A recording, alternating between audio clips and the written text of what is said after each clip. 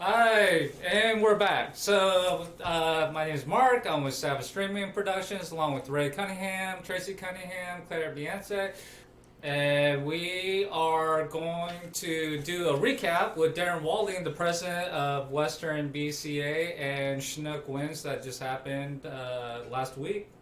What an awesome event! I actually played in that event as well too. So we're going to do some recaps and let you guys kind of know the thoughts and mindset of Western BCA in the present time and in the future of future events. But we just want to do a special shout out to all of our sponsors right now. They are the ones that actually made this possible to happen.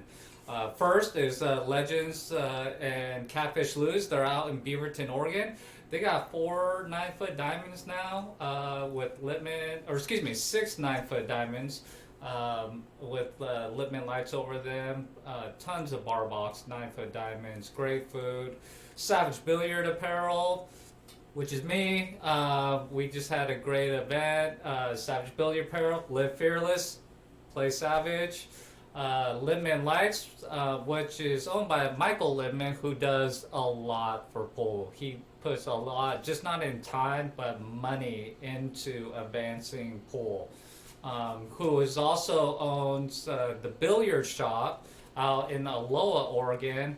They have a beautiful place. He has a brand new pool table in there.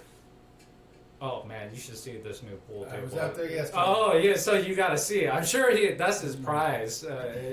Oh man, The Gabriel. the Gabriel. Ooh, it's beautiful, and he has peach showers, everything that you'd ever need to make your game better. So we're going to do a recap, and we want to show the importance of all the champions of this last Chinook Wins Open because Yeah, this is great. They played a lot of pool to get there. They did. It's a hard fought battle to get to the first place prize. Right. So, first on the list on the bronze scotch was Julia Jefferson and Lehman Jefferson Jr. They're out of Yakima, Washington. Julia, her Fargo was a 296. Lehman was 462, so combined was 758. They play out a league out of Yakima. Yeah, probably Yakima Pool League. Yeah, exactly. Yeah. So They had to play. They played great in that division because it's kind of a wild card, right? The races are a little bit shorter. Yeah. And, It's tough division of short races, for sure. Right. So and then we got in the gold scotch. Silver Scotch. Excuse me, silver scotch was Scott Cummins and Florine Schall. Shale Bergstrom. Bergstrom. And I actually talked to her before, and she bought some apparel from me. She's a super nice lady. Scott's the 547. Florin is a 331. Combined 878. They play out of Thurston County. Yeah, that's down by Eugene. Is that where that's at? Yeah. Okay. Yeah, they're another great league with the Western BCA. We're real happy that they fought the battle to get first place. Man, and they did great. So the next one is the gold, which is Lori Dawkins and John Leetzum, and they're both out of Reedsport, Oregon. Lori, her Fargo is 412, and John, his Fargo is a 547. John's got 1,155 games in robustness. He plays a lot of pool. Yeah, I've seen him at a lot of our past events.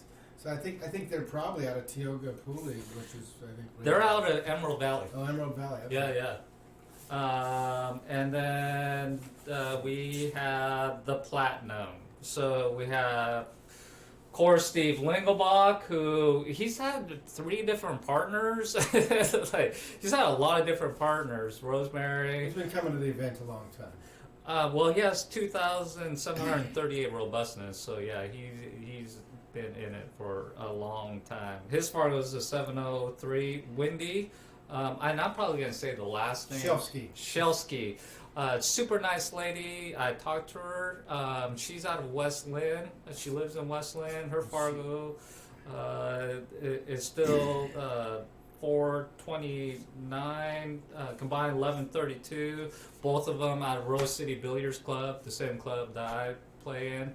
Yeah, I play out of league with Wendy every Thursday. So Oh, do you? Yeah. Yeah. Where's that? Where's that at? That's over at River Roadhouse in Milwaukee. So you're saying even the president of Western BCA is still playing league? I think I have to be a member, just like you, boss. Right? That's the great thing about BCA. Nobody's exempt. Everybody has to still get their 8 weeks in to play, even the president of Western BCA. Yep. So we're gonna move on to the singles, and this is how the events actually went down the coast. So Scotch doubles obviously was Sunday, and then singles. I believe they started Tuesday, right? Yeah, that sounds correct. Yep. Bronze 1. Bronze 2, right? Linda? Bronze 2. Excuse me, Linda. Man, thank God you're here, Darin, to keep everything. Is this what you do? Keep everything in? No, I got a okay. little TV screen helping me. Yeah. Sorry, I was looking at my notes. So bronze 2, Linda Snyder. Her par goes at 384. She's out of Vancouver, Washington. She used to play on a team out there called Biggs in Cleven.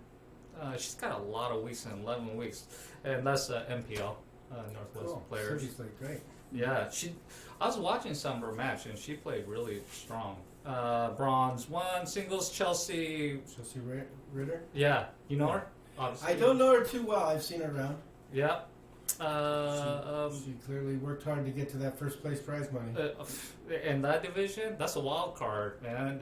You never know what's going to happen, right? All of our divisions are tough to win, okay? You don't get to the first place prize level without beating some tough competition down the coast. Yeah.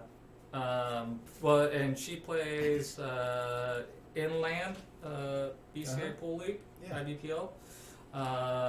Man, she's committed to pool. She had 14 weeks in. I mean, that means she's playing back to back to back. Yeah. Love her support. Yeah. Her team, she plays on team Ganalas. That must mean special significance.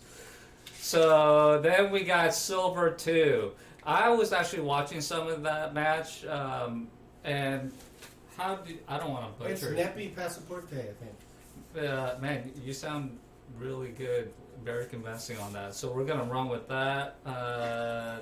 He's out of Spokane, Washington. So this guy plays pool. So how you know he plays pool? He's got the previous session. He had 22 weeks booked in. This session, he had 14 weeks. Wow, he clearly loves the game. That's man. great. So he's put some time on the tables to get to where he's at right now. No, I believe it.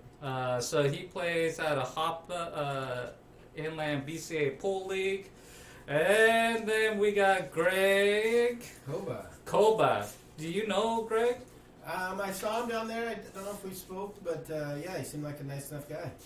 He is out of Seattle. His Fargo's a 505, and he's played on Team Sharpshooters. Oh no, you didn't. So, and there's a lot of people in the winning from League Players Club. So that must be. Well, it's one of our larger leagues. I mean, we have 3 really large leagues, and they're one of those 3. Okay, and then we have the next one, which is Lynn Petty. Lynn Petty. Petty? Petty, yeah. Oh, thank you. Man, he shot strong. He is actually from Eugene. All right, must be playing out out of those Thurston area. That's what that Thurston County is what it's called. So. Emerald Valley. Yeah, but the county's called Thurston County. Oh, is it? Yeah. Have you played in there? I've spent some time in Eugene in the mid-90s, yeah, but we won't talk about that. Yeah, we don't want to bring up the Woodstock days. Okay, so, and then the platinum. Anthony Abasado, known as Jay around here in these parts, plays at Rose City Billiards Club. I just saw him last night, actually. sporting his Savage Billiard shirt.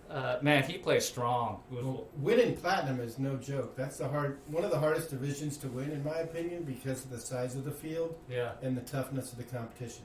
Don't get me wrong, the elite is super hard to win, but it's a smaller field. Yeah. So he has to get less matches to get to. This guy had to fight through a lot more players to get first place than the first place winner of the elite. So, hats off to Jay Avasado, and he definitely deserves it for putting in all the hard work on the table. Yeah, I saw him last night. I guess I'm supposed to make him a shirt, a special shirt. I think he's got one on in the picture. Man. Well, no, he wants that. a special one, a Philippine water buffalo. Anyway, so moving on, we got James DeVee and Big the James elite. DeVee, we call him. Man, We don't call him little guy. yeah, he's like 6'9" or something 6 like foot that. ginormous is how I measure it. But Yeah. I was talking to him actually, and we were like, "Hey, how's it going and stuff?" And man, that was a tough field right there. Good Lord. Oh yeah, it was just a super tough competition between those guys. I mean, he had a lot of close matches to get there. James really came out with his top game to get that first place prize, and he deserves all of our respect for being one of the top players in the room. So hats off to James, and he's also one of the nicest guys you'd ever meet. Super nice guy. Yeah. He bossed him up. Just don't play him pool. He's rough. Yeah. So he plays that Players Club League, and his team is Golden Fleece. I think the biggest thing to know is you guys ran a Calcutta for the Elite Division, which I think was great. Yeah. Let's say that some other players held the Calcutta. Oh, okay. So we'll keep on moving on.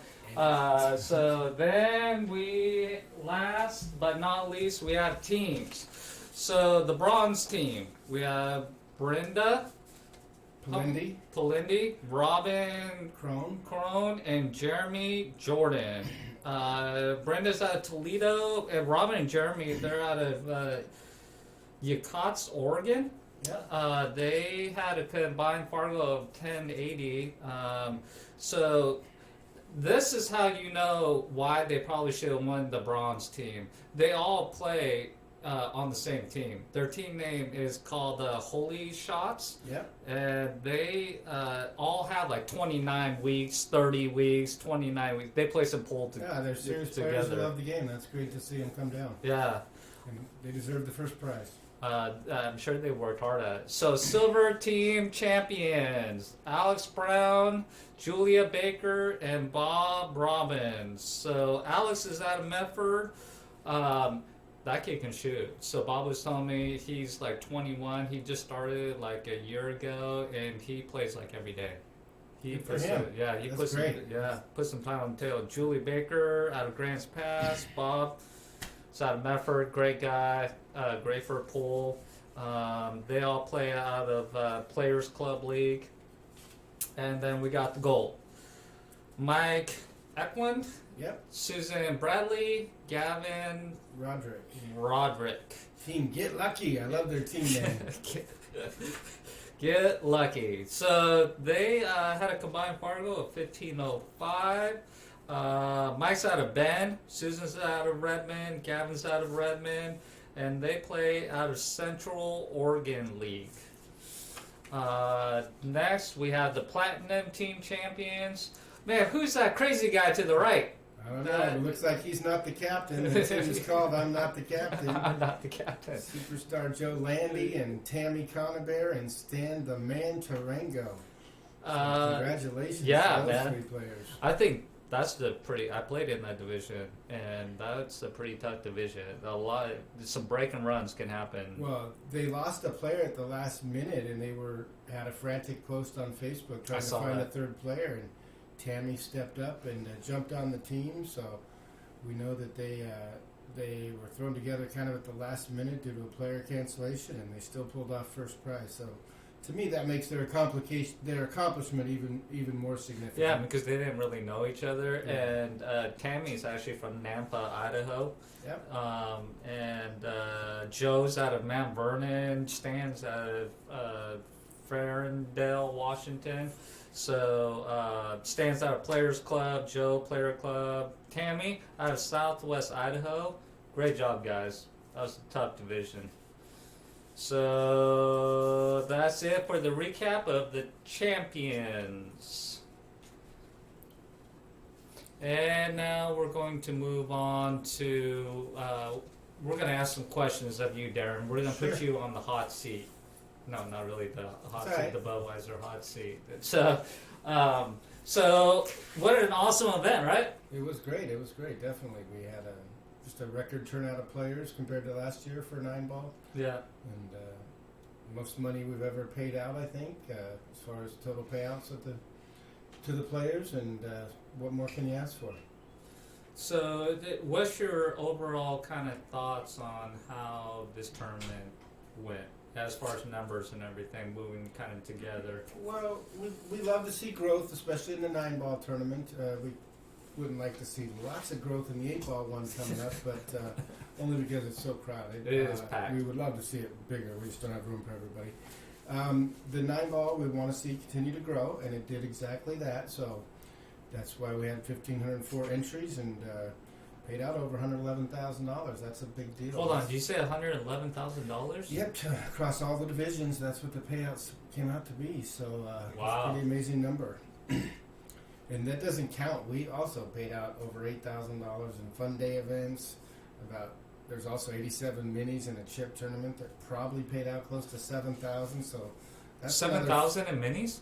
If you add up the minis and the chip tournaments, yeah, I figured the minis at 75 a pop, and there's 89 of them. So you do the math on that. That's another $15K total. Hold on, you added over 7,000. No, not added. Oh, total payout. Oh, okay. So you did a total payouts of over 7,000, and I only got $40 of it in minis. Because you were too busy running a booth, Mark. Let's be fair, okay? It was very disappointing. Yeah, we need to get you in more events now than a booth, but we also like having you in a booth, so we're always in the trap. Right. So you guys were, we were up once again for 9-ball. Man, what a smooth running operation. I mean, I think this was one of the smoothest 9-ball events. Like, and what was kind of cool is like everything was kind of running on time, so there wasn't like any long delays. Yeah, I mean, I've been leading the organization as president for this is my third event as president, and I can tell you without a doubt this is the event with the least amount of complaints and concerns and the most expressed. Hold on, you mean pool players complain? Yeah, that's crazy. That's crazy talk, Darin. Well, but they don't anymore because they're getting happy with how the event ran, so that's good. Right. We're hoping to keep the players happy and coming back, and yeah, I think we're achieving the goal that I was hoping we would. Yeah. So so the fun days so some people that did make it down to 9-ball for Chinook wins. Fun day was Saturday. Tons of fun day events. You had, which I think is an honorable note, was the women's tournament that Cindy Dottie ran. Well, it was ran by Tammy Culbertson. Cindy Doty won the event. Oh, that's good. Yeah, so Tammy ran the brackets and took the sign-ups and entry fees, all that, and Cindy also helped in that, but she also helped raise the total added at $1,630, which is, to me, one of the largest added prize monies I've seen in a women's tournament in a long time. I mean, I don't play in women's tournaments, obviously, but I think, as far as advertisements that I can recall, this was one of the largest added money events for women. And so 50 ladies turned out to battle for that first place 50. Prize. Wow. And Cindy actually earned first place at $1,000. Not Cindy. And I'm sure Cindy's going to watch this. So next time, because we're supposed to play some sets, Cindy, you're going to give me a lot of weight. We're going to do Fargo Fair Match on the hot side. So Liz Cole took second at $700, and Phyllis Fernandez took third. So congratulations to all three of those ladies on a hard-fought battle. And Liz got second. Oh, that's right. She got, yeah.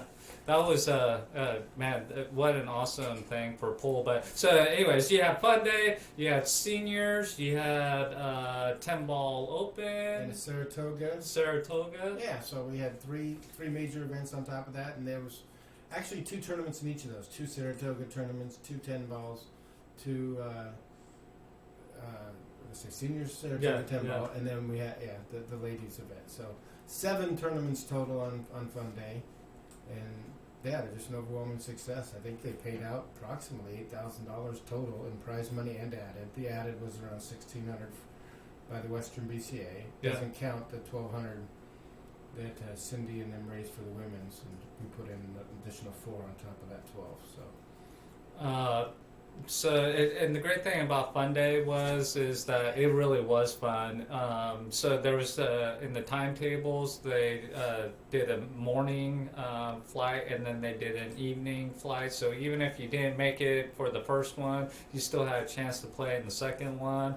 And there was a lot of things going on. So and we do it that way to accommodate people who have long drives, and maybe they want to get up early Saturday morning, drive down to the coast, and play in a tournament that evening. So we tried to accommodate everybody's different driving needs and travel plans, and still give them something to play in. Which there was a lot of people that did that, which I think was really good on your part to do that. Well, that was all led by Mike Deichman, who's our Fun Day coordinator and has done a great job of organizing instruction. Fun Day, that guy also worked his tail off. I know 17 hours all day helping out all these things happen. So it's not an easy endeavor to pull that off. Mikey, shout out to Mikey D. Good job, brother. And so I think one of the great things that I like to see, just kind of going back to what Cindy was able to do with that event, which I think is great for pool. I know that my company, Savage Billiard Apparel, I put in money for that tournament because I think it's great for pool women coming into the pool scene. I think that's going to make pool great again, is women actually wanting to play. That's a lot of money added into a tournament. No, it was definitely the largest added money tournament as far as Fun Day is concerned, and like I said, it was just a huge success. And the ladies leading that tournament, as far as organizing instruction, did a phenomenal job. I mean, they even had sign-ups done early and online prior to the event, and we don't even have that set up for our other 6 events, which we're working on. But yeah, it was quite a success.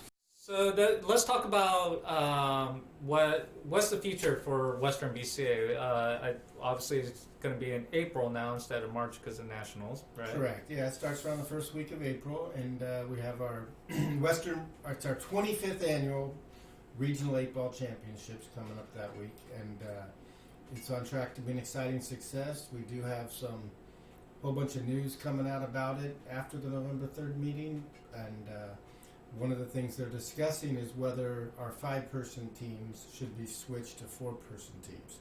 So we don't know which way that vote's going to go as far as that, but it's being considered and talked about, and we'll see how the membership votes at that meeting. So if folks are thinking of whether they want to come to that meeting and that's a subject they're passionate about, come on down to the Wild Horse. It's advertised on our website at westernbca.org. Well, that's what I was going to ask you. Is that open for if I just want to come down there and listen to it? It's open for folks to come listen to, but we have voting members, which are your league operators, division managers, and player representatives appointed by the league operators. So if you're concerned about the votes, talk to your league operator, division manager, and ask them who's going and who's voting and whatnot, and lobby them and let them know what you want to see them vote for. My league operators Ray Cunningham and Tracy Cunningham, and I have major disgruntles about them. I'm just kidding. I think he kicked me out as player rep, so I had to become president. Right. That's how that works. I'm just kidding. Ray and Tracy are great for pool. So you guys are going to be talking about that, and I just want to interject again. The great thing I like about Western BCA, and I can't speak about nationally, I can just speak about Western BCA, is that they want input. You want input from the players. Oh, absolutely. We're a player-ran organization. That's what makes us different. We are ran by players. The events are managed and operated by players. We're for, by, and all about players. And we're a nonprofit organization, which makes us special. Most of these people that do these types of things are for profit. They may very well. You have to check their organization, but most likely, and we're doing it for the love of the game. We all, our organization was united around a common love of the game, and that's what makes us different. And I did want to tell you, Mark, we have some other exciting news we'll be discussing at that November meeting. Oh man, we're considering a new event at the Wild Horse Casino in June. And we got to see how that goes, but we're hoping to announce that after the November 3rd meeting. And I can tell you things they're talking about down there are things like genderless scotch. They're talking about 10-ball singles, and I'm assuming the event's very likely to happen, but it's not guaranteed. So I think stay tuned to our website for news and announcements about that. Well, I know they're going to genderless down at Nationals in March. Do you? I mean, I know I don't want to. Do you think genderless scotch is going to hurt the game or help the game? Well, it depends on the objectives of the organization and what they want to do. Look, the reality is we're going to hopefully sample it at the Wild Horse event, assuming things go as I expect, and we're going to give it a test drive. So Nationals just made their announcement, I don't know, a month and a half, 2 months ago. And so we want to give it a test run and before you bring it in. The concern that we have around it is simply too many players and more players than we can handle signing up for it, and it might delay. If you get a delay in scotch, it delays singles, which delays teams. Everything. And then everybody's playing at 1, 2 in the morning. Now they're all mad at us. So players don't realize, although they want genderless scotch, we're also looking out for them and saying, hey, we know you want it, but we got to make sure we can do it and figure out how many people want it. And that's why a trial run seems like the smartest approach to take. Well, I just was reading a post on Facebook today, and somebody chimed in on.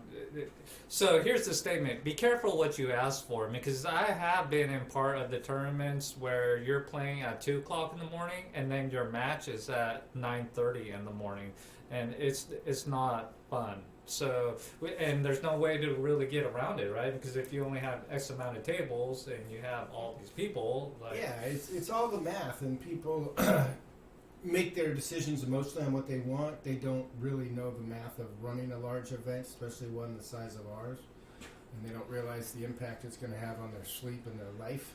And then so we try to run events that create an aura of player satisfaction and enjoyment, and also competition and prize money and everything like that. And so I think genderless may eventually become the way of the future for us, but at the end of the day, we also strongly want to support women. We love the fact that women are passionate about pool too, and on the genderless side, it helps the males who can't find a female partner, so that's a good thing.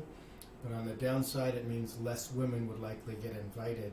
Well, that's kind of where I was going to go. Doesn't it kind of shove the women out? You get a benefit and a negative. So yeah, it's a trade-off proposition with no easy answers. So I think we've had a long-running history of supporting mixed scotch.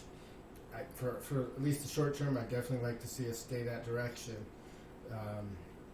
And we'll see what happens. There's exciting things coming on the horizon a couple years from now, and we might be able to incorporate that down the road. Well, and when you say a couple years, I think Fargo too is going to kind of help kind of move those numbers too, because more women's Fargos are going to kind of go up, and I think you're going to see a lot of things changing within the next year or two as far as players' Fargos and how things are evolving into the tournament, transition to the tournament world. So, are you guys going to live stream that meeting? I know you guys. Yeah, it'll most likely be live streamed. I don't see why it won't. It should be live streamed on the Western BCA official Facebook page.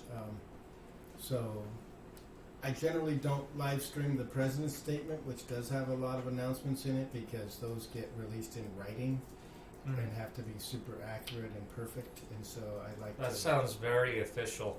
Well, I just like to keep things exactly perfect when I go out to people and know they can count on what they're reading from us. So that's awesome.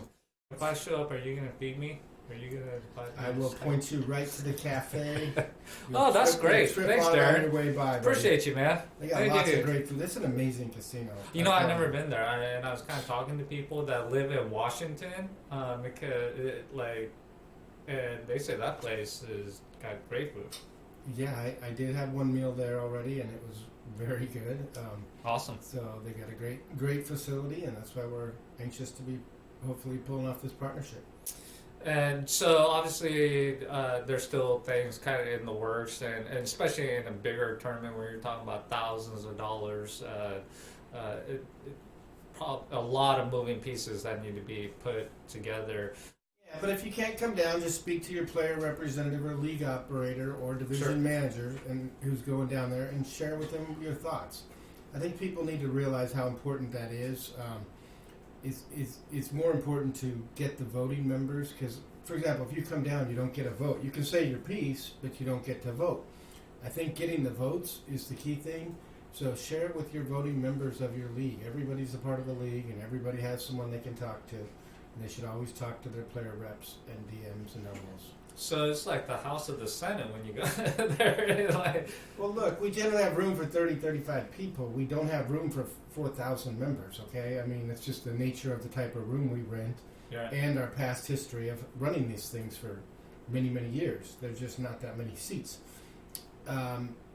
So, yeah, I think we'll have a full house. It'll be a real busy, exciting meeting, and we'll get a lot accomplished, and you guys will see all types of exciting announcements coming out as a result of it. So April, definitely, obviously, is in the books. Chinook wins.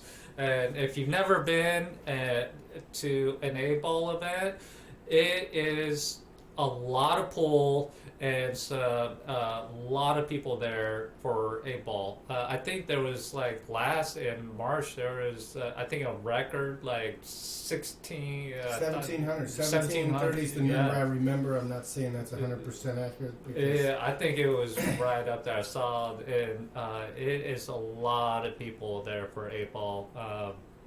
So that's coming up in April. Darin, man, you're doing awesome things for Western BCA. I've been part of Western BCA for a long time, and it sounds like Western BCA is making moves and trying to branch out. Yeah, but I want to mention, Mark, it's nice of you to say nice things about me, but really it's an organization led by super valuable volunteers that work super hard. I don't do a third of the work or even a tenth of the work. There's so many people that help out and make this happen. It isn't me. Let me reiterate, because I didn't mean to put Darin on some podium. There is a lot of people, and I happen to know quite a few of the people that are on there, and I know there's a lot more that I don't know that are part of this that actually make this tournament happen. Do you want to share some things? Well, sure. We have a great podium crew that's led by Jackie Mays and her team of volunteers. We have payout crew. I should have said that correctly. Our podium crew has been led by Pam Caraway, and that's a great staff of people. We have John Lewis leading the setup crew. We got Steve Marker leading the tournament officials. And your very own Ray Cunningham works tirelessly. We appreciate him. I don't appreciate him. You don't? Okay. No, well, I don't. Anyways, we also have just a great group of people in the tournament committees, competition committees. The board, of course, is invaluable. Mike D leading the Fun Day committee. We got all these people. Sarah leading the media side of things. They all make it happen, and they're all valuable to the organization. And I just those payout women in the payout, you have one of the most important jobs to pay us our money when we go do the walk of shame back into the back room. Thank you, ladies, and they've all bought apparel for me. They're super nice ladies, and I was talking to Ed Slate, super nice guy. He's a great tournament official. If you never have came and talked to Ed, board member. The great thing I like about Ed, first of all of these people that Darin just got talking about, they're pool players too. They all have to put in their 8 weeks to play, and a lot of them play in the tournament when they can. obviously, but Ed Slade, super nice guy. He'll come. You can just come up and talk to him. He might not know you, but he'll be more than happy to talk to you. Steve Marker up on the podium. I've known him for like. Yeah, he's our head tournament official and does a great job. Yeah. There's so many people. I honestly can't mention them all. Kamatha and Payouts. There's so many. There's so awesome people. I just tried to name the leaders and let the leaders acknowledge their staff, because I can't even remember them all, but they're all super important to us, and we thank them all for all their hard work. I'm sure Julie Fraser is going to be watching this. I just want to say hello, Julie, and man, you're looking great. She's a great secretary and officer of the organization. Yeah, she helps really organize. Sorry, I was just doing a personal little shout out to Julie. Sorry, there. No, you're good. So all of these people, because I was just kind of sitting back, this is my second time having a booth, and I just kind of sit back and see how the pieces are kind of moving and stuff like that, and how it's flowing together. And the communication, I'm sure, has to be really important between all of you and your volunteers and stuff like that. It is. It's a constant struggle and challenge. I mean, so many moving parts with all these, valuable vendors like Railbirds and Bad Boys and all these different people. So many folks that come together. It's a huge team. Yeah. It's not easy to pull these events off. Otherwise, there'd be one every weekend. It's hard to do. Oh, okay. So January. We're focusing on 8-ball at this meeting. Gotcha. In January, we're going to talk all about Wild Horse. Gotcha. Assuming it's all set. And so it's one meeting kind of covers one tournament. Real simple format to remember. So yeah. And pizza.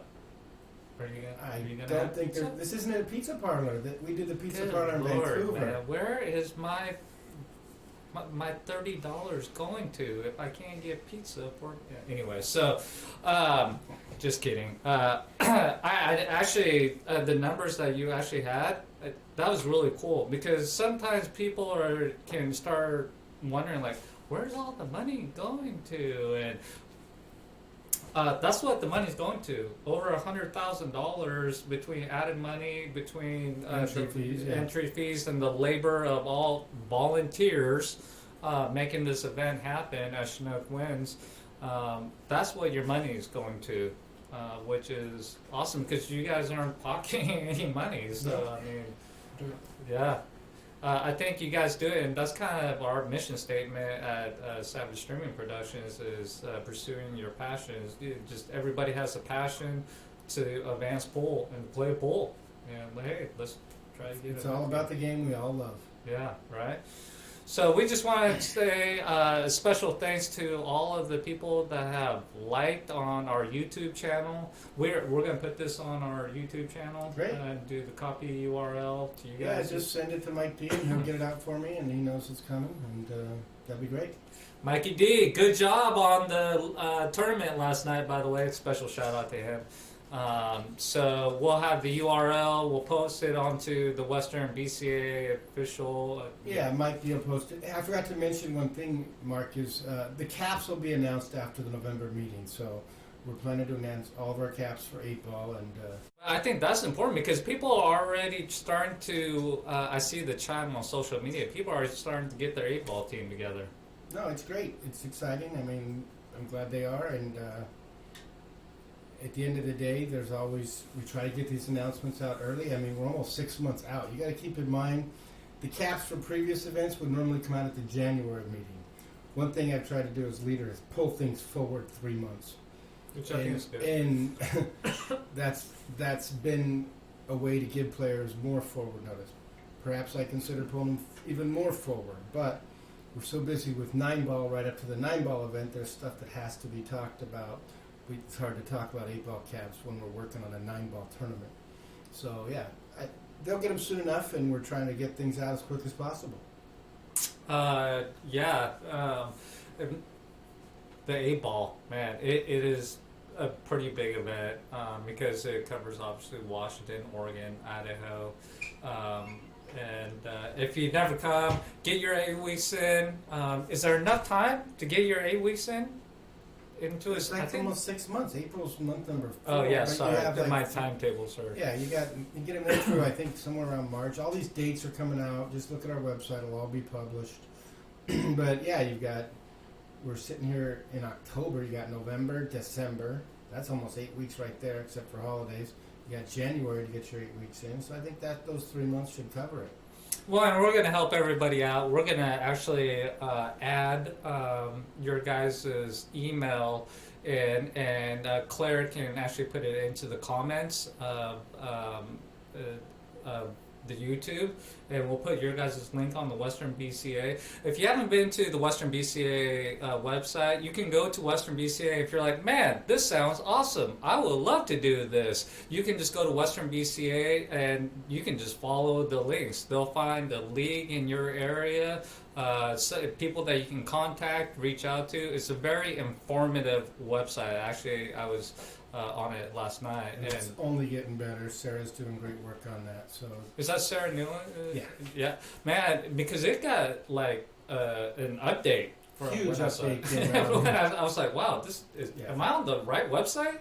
Like, it looked different. It looked really clean and nice. So you can just go to the website. We'll put the links on there for you, and just find a league. And I think the great thing about, I can't speak about other leagues, but the BCA leagues, all these people, these champions that won, like a lot of them play in the same league. It becomes kind of a tight-knit group family, and I've known the same people, and I'm sure you too, I've known the same people for years and years and years and playing the same league together. I mean, you start becoming a family. So like when one's down, there's people are coming to rally around that person. So it's pretty awesome. So go to the website, find your nearest league, get your 8 weeks in, and come play some.